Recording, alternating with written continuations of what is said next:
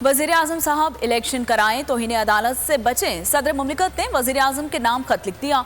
आरिफ अलवी ने शहबाज शरीफ को कहा कि पंजाब और खैबर पख्तूनख्वा में मुकर्ररा वक्त में इंतखाबात के लिए हिदायत करें। वफाक और सूबाई हुकूमत हुक्काम को इलेक्शन कमीशन की मुआवनत की हिदायत करें।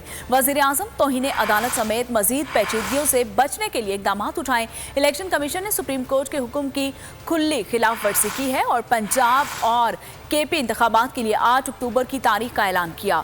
वज़ीर आज़म ने आर्टिकल 46 के तहत सदर के साथ बामायनी मुशावरत नहीं की, जो तशवीशनाक बात है। मुतल्लिका इंतजामी हुक्काम को इंसानी हुकूक की पामाली से बाज रहने की हिदायत की जाए।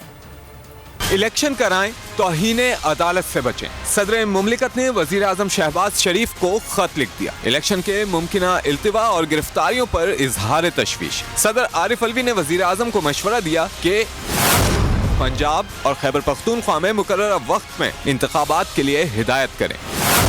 तौहीन अदालत समेत मजीद पेचीदगियों से बचने के लिए इकदाम किए जाएं। सदर ने लिखा कि सूबाई असेंबलियों की तहलील पर 90 दिन में इंतखाबात जरूरी हैं। सुप्रीम कोर्ट ने इलेक्शन कमीशन को सदर को तारीख तजवीज़ करने का हुक्म दिया। गवर्नर खैबर पख्तूनख्वा को भी आम इंतखाबात के लिए तारीख मुकर्रर करने का हुक्म दिया गया।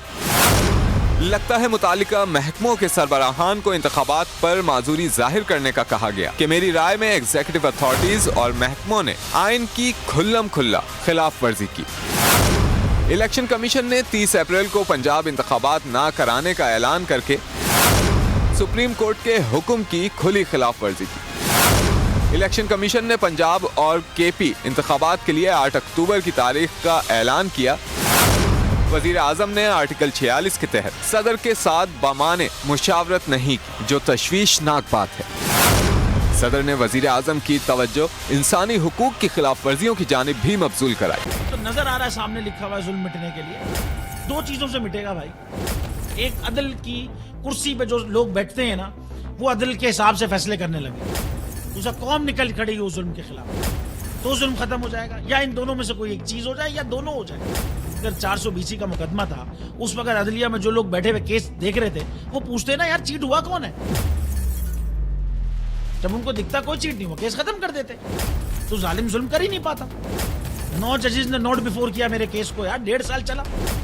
शख्सी जमानत का केस, सेम केस इस्लामाबाद में कर दिया। एक ही इल्जाम पे 2 केस हो नहीं सकते भाई।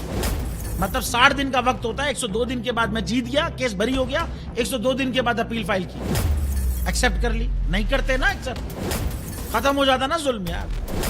भरी अदालत में मुझे बरी कर दिया, फिर पता नहीं क्या हुआ 2.5 घंटे बाद का नोट बिफोर। मैं नहीं सुनता ये केस, खड़े रहते अपने फैसले पे, मिट जाता जुल्म। अल्लाह ताला ने बिठाया इस इन कुर्सियों पे इनको यार, ये अल्लाह ताला की तरफ से फैसले करने हैं।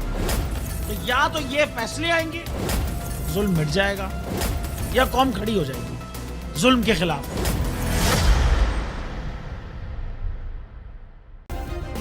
सब्सक्राइब करें और बेल दबाएं ताकि कोई खबर रह न जाए।